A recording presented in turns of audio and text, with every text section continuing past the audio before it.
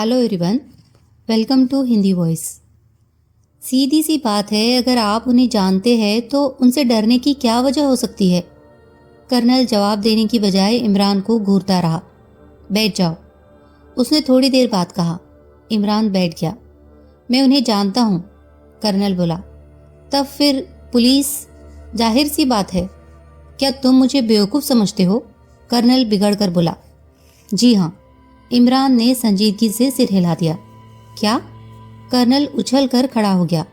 बैठ जाइए, इमरान ने इत्मीनान से हाथ उठाकर कहा। मैंने ये बात इसलिए कही थी कि आप लोग किसी वक्त भी उनकी गोलियों का निशाना बन सकते हैं। क्यों? वे किसी भी वक्त इस इमारत में दाखिल हो सकते हैं। नहीं दाखिल हो सकते। बाहर कई पहाड़ी पहरा दे रहे हैं।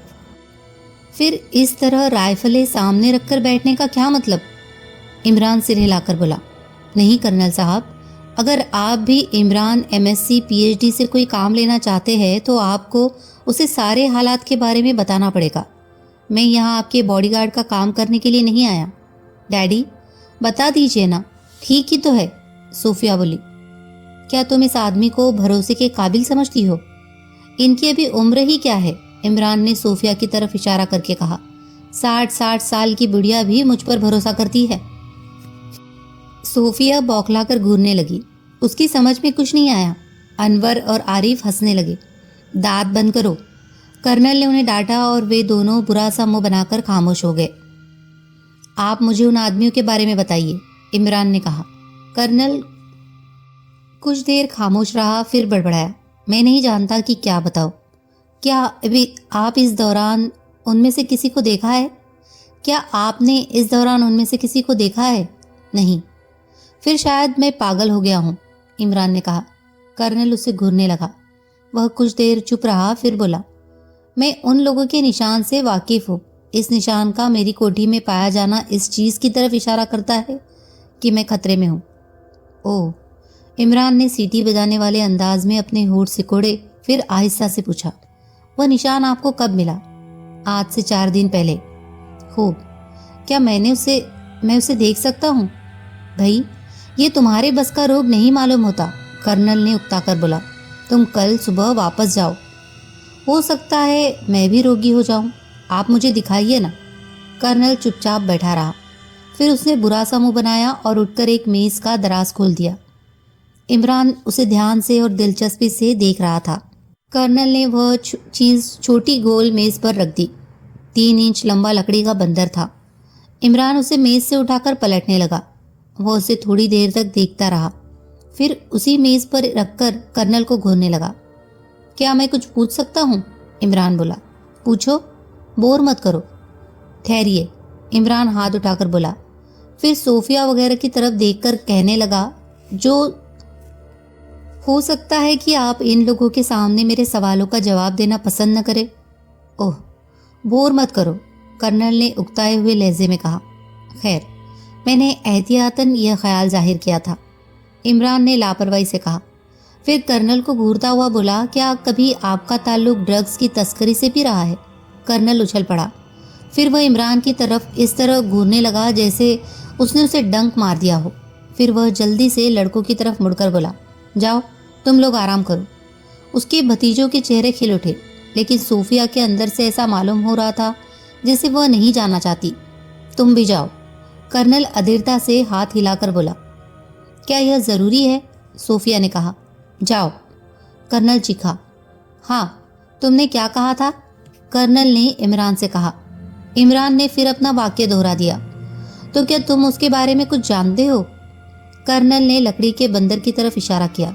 बहुत कुछ, इमरान ने लापरवाही से कहा। तुम कैसे जानते हो? तो बताना बहुत मुश्किल है, इमरान मुस्कुराकर बोला। लेकिन आपने मेरे सवाल का कोई जवाब नहीं दिया। नहीं, मेरा ताल्लुक ड्रग्स की तिजारत से कभी नहीं रहा। तब फिर? इमरान कुछ सोचता हुआ बोला। आप उन लोगों के बारे में कुछ जानते हैं, वरना यह निशान इस कोठी में क्यों आया? खुदा की कसम, कर्नल बेचैनी में अपने हाथ मलता हुआ बोला। तुम बहुत काम के आदमी मालूम होते हो, लेकिन मैं कल सुबह वापस जा रहा हूँ। हरगिज़ नहीं, हरगिज़ नहीं। अगर मैं कल वापस न गया तो उस मुर्गी को कौन देखेगा जिसे मैं अंडों पर बिठा कर आया हूँ? अच्छे लड़के, मजाक नहीं, میں بہت پریشان ہوں۔ آپ لی یوکا سے ڈرے ہوئے ہیں، عمران سر ہلا کر بولا۔ اس بار پھر کرنل اسی طرح اچھلا جیسے عمران نے ڈنک مار دیا ہو۔ تم کون ہو؟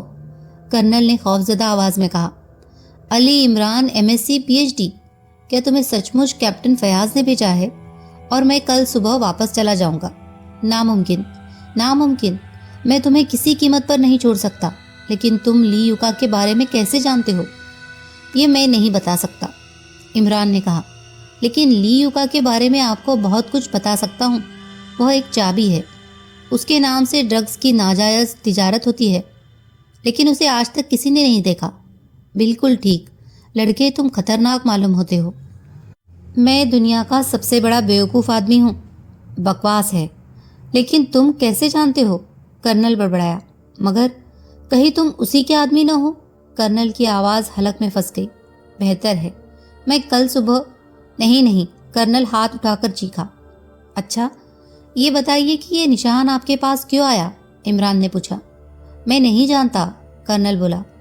شاید آپ اس بیوقوف آدمی کا امتحان لینا چاہتے ہیں، عمران سنجیدگی سے کہا۔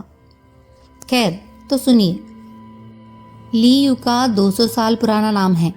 لڑکے، تمہیں یہ ساری جانکاری کہاں سے ملی؟ کرنل نے اسے پرشنساتمک نظروں سے دیکھتے ہوئے کہا۔ یہ بات لی یوکا کے گروہ والوں کے علاوہ اور کوئی نہیں جانتا۔ تو میں یہ سمجھ لوں کہ آپ کا تعلق بھی اس کے گروہ سے رہ چکا ہے، عمران نے کہا۔ ہرگز نہیں، تم غلط سمجھے۔ پھر یہ نشان آپ کے پاس کیسے پہنچا؟ آخر وہ لوگ آپ سے کس چیز کی مانگ کر رہے تھے؟ اوہ، تم یہ بھی جانتے ہو؟ کرنل چیخ کر بولا اور پھر اٹھ کر کمرے میں ٹہلنے لگا۔ عمران کے ہونٹوں پر شرارتی مسکراہٹ تھی۔ لڑکے، اچانک کرنل نے ٹہلتے ٹہلتے رک کر کہا، تمہیں ثابت کرنا ہوگا کہ تم وہی آدمی ہو جسے کیپٹن فیاض نے بھیجا ہے۔ آپ بہت پریشان ہیں، عمران ہنس پڑا۔ میرے پاس فیاض کا خط موجود ہے، لیکن ابھی سے آپ اتنا کیوں پریشان ہیں؟ یہ تو پہلی وارننگ ہے، بندر کے بعد سانپ آئے گا۔ اگر آپ نے اس دوران بھی ان کی مانگ پوری نہ کی تو پھر وہ مرغ بھیجیں گے اور اس کے دوسرے ہی دن آپ کا صفایہ ہو جائے گا۔ آخر وہ کون سی مانگ ہے؟ کرنل کچھ نہ بولا۔ اس کا منہ حیرت سے کھلا ہوا تھا اور آنکھیں عمران کے چہرے پر تھی، لیکن وہ آخر اپنے ہونٹوں پر زبان پھیر کر بولا، اتنا کچھ جاننے کے بعد تم اب تک کیسے زندہ ہو؟ صرف کوکا کولا کی وجہ سے۔ سنجیدگی، کرنل نے ادھیرتا سے ہاتھ اٹھایا۔ مجھے فیاض کا خط دکھاؤ۔ عمران نے جیب سے خط نکال کر کرنل کی طرف بڑھا دیا۔ کرنل کافی دیر تک اس پر نظر جمائے رہا، پھر عمران کو واپس کرتا ہوا بولا، میں نہیں سمجھ سکتا کہ تم کس قسم کے آدمی ہو۔ میں ہر قسم کا آدمی ہوں۔ فی الحال آپ میرے بارے میں کچھ نہ سوچیے، عمران نے کہا۔ جتنی جلدی آپ مجھے اپنے بارے میں بتا دیں گے اتنا ہی اچھا ہوگا۔ کرنل کے چہرے سے ہچکچاہٹ ظاہر ہو رہی تھی۔ وہ کچھ نہ بولا۔ اچھا ٹھہریے، عمران نے کچھ دیر بعد کہا۔ لی یوکا کے آدمی صرف ایک ہی صورت میں اس قسم کی حرکتیں کرتے ہیں۔ وہ ایک ایسا گروہ ہے جو ڈرگز کی تسکری کرتا ہے۔ لی یوکا کون ہے یہ کسی کو معلوم نہیں، لیکن تجارت کا سارا نفع اس کو پہنچتا ہے۔ کبھی اس کے کچھ بے ایمانی پر آمادہ ہو جاتے ہیں، وہ لی یوکا کی مانگیں پوری نہیں کرتے۔ اس صورت میں انہیں اس قسم کی وارننگ ملتی ہے، پہلی دھمکی بندر، دوسری دھمکی سانپ اور تیسری دھمکی مرغ۔ اگر آخری دھمکی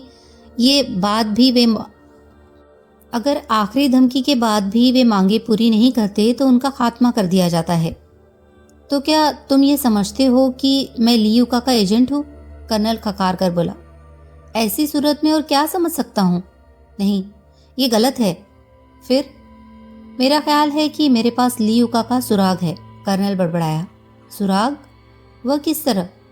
کچھ ایسے کاغذات ہیں جو کسی طرح لی یوکا کے لیے شک پیدا کرنے والے ہو سکتے ہیں۔ شک ہونا اور چیز ہے، لیکن سراغ؟ عمران نہیں میں سر ہلا کر رہ گیا۔ یہ میرا اپنا خیال ہے۔ آخر آپ نے کس وجہ سے یہ رائے قائم کی؟ عمران نے پوچھا۔ یہ بتانا مشکل ہے، ویسے میں ان کاغذاتوں میں سے کچھ کو بالکل نہیں سمجھ سکا، لیکن وہ کاغذات آپ کو ملے کہاں سے؟ بہت ہی حیرت انگیز طریقے سے، کرنل سگار سلگاتا ہوا بولا۔ پچھلی جنگ کے دوران میں ہانگ کانگ میں تھا، وہی یہ کاغذات میرے ہاتھ لگے، اور یہ حقیقت ہے کہ جس سے مجھے کاغذات ملے وہ مجھے غلط سمجھا تھا۔ ہوا یہ کہ ایک رات میں ہانگ کانگ کے ایک ہوٹل میں کھانا کھا رہا تھا۔ ایک دبلا پتلا چینی آ کر میرے سامنے بیٹھ گیا۔ میں نے محسوس کیا کہ وہ بہت زیادہ خوفزدہ ہے۔ اس کا پورا جسم کانپ رہا تھا۔ اس نے جیب سے ایک بڑا سا لفافہ نکال کر میز کے نیچے سے میرے گھٹنوں پر رکھ دیا اور آہستہ سے بولا، میں خطرے میں ہوں۔ پھر اس سے پہلے کہ میں کچھ کہتا وہ تیزی سے باہر نکل گیا۔ بات حیرت انگیز تھی۔ میں نے چپ چاپ لفافہ جیب میں ڈال لیا۔ میں نے سوچا ممکن ہے وہ چینی ملٹری سیکریٹ سروس کا آدمی رہا ہو اور کچھ اہم کاغذات میرے ذریعے کسی ایسے سیکشن میں پہنچانا چاہتا ہو جس کا نام B14 ہو۔ میں اس وقت اپنی پوری وردی میں تھا۔ ہوٹل سے واپس آنے کے بعد میں نے لفافہ جیب سے نکالا۔ وہ سیل کیا گیا تھا۔ میں نے اسے اسی حالات میں رکھ دیا۔ دوسرے دن میں نے B14 کے بارے میں پوچھنا شروع کیا، لیکن ملٹری کی سیکریٹ سروس میں اس نام کا کوئی ادارہ نہیں تھا۔ پورے ہانگ کانگ میں B14 کا کوئی سراغ نہ مل سکا۔ آخر میں نے تنگ آ کر اس لفافے کو کھول ڈالا۔ تو کیا اس میں لی یوکا کے بارے میں پوری رپورٹ ہے؟ عمران نے پوچھا۔ نہیں، وہ تو کچھ تجارتی قسم کے کاغذات ہے۔ لی یوکا کا نام ان میں کئی جگہ دہرایا گیا ہے۔ کئی کاغذات چینی اور جاپانی زبانوں میں بھی ہے جنہیں میں سمجھ نہ سکا۔ پھر آپ کو لی یوکا کی ہسٹری کس طرح معلوم ہوئی؟ اوہ، تو پھر میں نے ہانگ کانگ میں لی یوکا کے بارے میں چھان بین کی تھی۔ مجھے سب کچھ معلوم ہو گیا تھا، لیکن یہ نہ معلوم ہو سکا کہ لی یوکا کون ہے اور کہاں ہے۔ اس کے ایجنٹ آئے دن گرفتار ہوتے رہتے ہیں، لیکن ان میں سے آج تک کوئی لی یوکا کا پتہ نہ بتا سکا۔ ویسے نام 200 سال سے زندہ نہیں ہے۔ عمران تھوڑی دیر تک کچھ سوچتا رہا، پھر بولا، یہ لوگ کب سے آپ کے پیچھے لگے ہیں؟ آج کی بات نہیں۔ کرنل بجھا ہوا سگار سلگا کر بولا، کاغذات ملنے کے 6 ماہ بعد ہی وہ میرے پیچھے لگ گئے تھے، لیکن میں نے انہیں واپس نہیں کیے۔ کئی بار وہ چوری چھپے میرے گھر میں بھی داخل ہوئے، لیکن انہیں کاغذات کی ہوا بھی نہ لگ سکی۔ اب انہوں نے آخری حربہ استعمال کیا ہے، یعنی موت کے نشان بھیجنے شروع کیے ہیں، جس کا یہ مطلب ہے کہ اب وہ مجھے زندہ نہ چھوڑیں گے۔ اچھا، وہ چینی بھی کبھی دکھائی دیا تھا جس سے کاغذات آپ کو ملے تھے؟ کبھی نہیں، وہ کبھی نہیں دکھائی پڑا۔ کچھ دیر تک خاموشی رہی، پھر عمران بڑبڑانے لگا، آپ اسی وقت تک زندہ ہے جب تک کاغذات آپ کے قبضے میں ہیں۔ بالکل ٹھیک، کرنل چونک کر بولا، تم واقعی بہت ذہین ہو۔ یہی وجہ ہے کہ میں ان کاغذات کو واپس نہیں کرنا چاہتا، ورنہ مجھے ان سے ذرہ برابر بھی دلچسپی نہیں۔ بس یہ سمجھ لو کہ میں نے سانپ کا سر پکڑ رکھا ہے، اگر چھوڑتا ہوں تو وہ پلٹ کر یقیناً ڈس لے گا۔ کیا میں ان کاغذات کو دیکھ سکتا ہوں؟ ہرگز نہیں۔ تم مجھ سے سانپ کی گرفت ڈھیلی کرنے کو کہہ رہے ہو؟ عمران ہنسنے لگا۔ پھر اس نے کہا، آپ نے کیپٹن کو کیوں بیچ میں ڈالا؟ اس کے فرشتے کو بھی اصل واقعات کی خبر نہیں۔ وہ تو صرف اتنا جانتا ہے کہ مجھے کچھ آدمیوں کی طرف سے خطرہ ہے، لیکن میں کسی وجہ سے پولیس کو اس معاملے میں دخل دینے کی دعوت نہیں دے سکتا۔ تو آپ مجھے بھی یہ ساری باتیں نہ بتاتے، عمران نے کہا۔ بالکل یہی بات ہے، لیکن تمہارے اندر شیطان کی روح معلوم ہوتی ہے، عمران کی۔ عمران سنجیدگی سے سر ہلا کر بولا، بہرحال آپ نے مجھے باڈی گارڈ کے طور پر بلوایا ہے، میں کسی کو بھی نہ بلواتا۔ یہ سب کچھ صوفیہ نے کیا ہے، اسے حالات کا علم ہے، اور آپ کے بھتیجے، انہیں کچھ بھی معلوم نہیں۔ آپ نے انہیں کچھ بتایا تو ہوگا ہی، صرف اتنا ہی کہ کچھ دشمن میری طاق میں ہیں اور بندر ان کا نشان ہے۔ لیکن اس طرح بھری ہوئی رائفلوں کے ساتھ رات بھر جاگنے کا کیا مطلب ہے؟ کیا آپ یہ سمجھتے ہیں کہ وہ آپ کے سامنے آ کر حملہ کر دیں گے؟ میں یہ بھی بچوں کو بہلانے کے لیے کرتا ہوں۔ خیر، ماریے گولی، عمران نے بے پرواہی سے کندھوں کو ہلاتے ہوئے کہا۔ میں صبح کی چائے کے ساتھ بتاشے اور لیمن ڈراپس استعمال کرتا ہوں۔ دوسری صبح صوفیہ کی حیرت کی کوئی سیما نہ رہی جب اس نے دیکھا کہ کرنل اس کھپتی آدمی کی ضرورت سے زیادہ خاطر مدارت کر رہا ہے۔ انور اور عارف اپنے کمروں ہی میں ناشتہ کرتے تھے۔ وجہ یہ تھی کہ کرنل کو وٹامنوں کا خب تھا۔ اس کے ساتھ انہیں بھی ناشتے میں کچھ ترکاریاں اور بھگوئے ہوئے چنے کھانے پڑتے تھے۔ انہوں نے دیر سے سو کر اٹھنا شروع کر دیا تھا۔ آج کل تو ایک اچھا خاصا بہانہ ہاتھ آیا تھا کہ وہ کافی رات گئے تک رائفلیں لیے ٹہلا کرتے تھے۔ آج ناشتے کی میز پر صرف صوفیہ، عمران اور کرنل تھے۔ عمران کرنل سے بھی کچھ زیادہ وٹامن زدہ نظر آ رہا تھا۔ کرنل تو بھیگے ہوئے چنے ہی چبا رہا تھا، مگر عمران نے یہ حرکت کی کہ چنوں کو چھیل چھیل کر چھلکے الگ اور دانے الگ رکھتا گیا۔ صوفیہ اسے حیرت سے دیکھ رہی تھی۔ جب چھلکوں کی مقدار زیادہ ہو گئی تو عمران نے انہیں چبانا شروع کر دیا۔ صوفیہ کو ہنسی آ گئی۔ کرنل نے شاید ادھر دھیان نہیں دیا تھا۔ صوفیہ کے ہنسنے پر وہ چونکا اور پھر اس کے ہونٹوں پر بھی ہلکی سی مسکراہٹ پھیل گئی۔ عمران بیوقوفوں کی طرح باری باری سے ان دونوں کی اور دیکھنے لگا، لیکن اس کا چھلکے اتار کر کھانا اب بھی جاری تھا۔ شاید آپ کچھ غلط کھا رہے ہیں، صوفیہ نے ہنسی روکنے کی کوشش کرتے ہوئے کہا۔ ہائے، عمران آنکھیں پھاڑ کر بولا، غلط کھا رہا ہوں؟ پھر وہ گھبرا کر اسی طرح اپنے دونوں کان جھاڑنے لگا جیسے وہ اب تک سارے نوالے کانوں ہی میں رکھتا رہا ہو۔ صوفیہ کی ہنسی تیز ہو گئی۔ میرا مطلب یہ ہے کہ آپ چھلکے کھا رہے ہیں، اس نے کہا۔ اوہ اچھا اچھا، عمران ہنس کر سر ہلانے لگا۔ پھر اس نے سنجیدگی سے کہا، میری صحت روز بروز خراب ہوتی جا رہی ہے، اسی لیے میں غذا کا وہ حصہ استعمال کرتا ہوں جس میں صرف وٹامن پائے جاتے ہو۔ یہ چھلکے وٹامنوں سے بھرے ہیں۔ میں صرف چھلکے کھاتا ہوں، آلو کا چھلکا، پیاز کا چھلکا، گیہوں کی بھوسی وغیرہ وغیرہ۔ تم شیطان ہو، کرنل ہنسنے لگا۔ میرا مذاق اڑا رہے ہو؟ عمران اپنا منہ پیٹنے لگا۔ ارے توبہ توبہ، یہ آپ کیا کہہ رہے ہیں؟ کرنل بدستور ہنستا رہا۔ صوفیہ حیرت میں پڑ گئی۔ اگر یہ حرکت کسی اور نے کی ہوتی تو کرنل شاید جھلاٹ میں رائفل نکال لیتا۔ کبھی وہ عمران کو گھورتی تھی اور کبھی کرنل کو، جو بار بار تشتریہ عمران کی طرف بڑھا رہا تھا۔ کیا وہ دونوں گدھے ابھی سو رہے ہیں؟ اچانک کرنل نے پوچھا۔ جی ہاں، میں تنگ آ گیا ہوں ان سے، میری سمجھ میں نہیں آتا کہ آگے چل کر ان کا کیا بنے گا۔ صوفیہ کچھ نہ بولی۔ کرنل بڑبڑاتا رہا۔ ناشتے سے نپٹ کر عمران باہر آ گیا۔ پہاڑیوں میں دھوپ پھیلی ہوئی تھی۔ عمران کسی سوچ میں ڈوبا ہوا دور کی پہاڑیوں کی طرف دیکھ رہا تھا۔ سونا گری کی شاداب پہاڑیاں گرمیوں میں کافی آباد ہو جاتی تھی۔ نزدیک اور دور کے میدانی علاقوں کی تپش سے گھبرائے ہوئے پیسے والے لوگ عام طور پر یہی پناہ لیتے ہیں۔ ہوٹل آباد ہو جاتے ہیں اور ستانیہ لوگوں کے چھوٹے چھوٹے مکان بھی جنت سری کے بن جاتے ہیں۔ وہ پرایہ گرمیوں میں انہیں کرائے پر اٹھا دیتے ہیں اور خود چھوٹی چھوٹی جھوپڑیاں بنا کر رہتے ہیں۔ اپنے کرایہ داروں کی خدمت بھی کرتے ہیں، جس کے بدلے میں انہیں اچھی خاصی آمدنی بھی ہو جاتی ہے۔ اور پھر سردیوں کا زمانہ اسی کمائی کے بلبوتے پر تھوڑے بہت آرام کے ساتھ گزر جاتا ہے۔ کرنل جرگام کا ستائی نواس یہی تھا۔ اس کی گنتی یہاں کے سمانت لوگوں میں ہوتی تھی۔ صوفیہ اس کی اکلوتی لڑکی تھی۔ انور اور عارف بھتیجے تھے جو گرمیاں اکثر اسی کے ساتھ گزارتے تھے۔ عمران نے ایک لمبی انگڑائی لی اور سامنے سے نظریں ہٹا کر ادھر ادھر دیکھنے لگا۔ شہتوتوں کی میٹھی میٹھی گند چاروں طرف پھیلی ہوئی تھی۔ عمران جہاں کھڑا تھا اسے پائی باغ تو نہیں کہا جا سکتا، لیکن تھا باغ ہی۔ آڑو، خوبانی، سیب اور شہتوت کے درخت عمران کے چاروں طرف پھیلے ہوئے تھے۔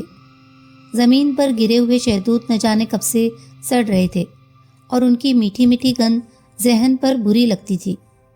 عمران اندر جانے کے لیے مڑا ہی تھا کہ سامنے سے صوفیہ آتی دکھائی دی۔ انداز سے معلوم ہو رہا تھا کہ وہ عمران ہی کے پاس آ رہی ہے۔ عمران رک گیا۔ کیا آپ پرائیویٹ جاسوس ہیں؟ صوفیہ نے آتے ہی سوال کیا۔ جاسوس؟ عمران نے حیرت سے دہرایا۔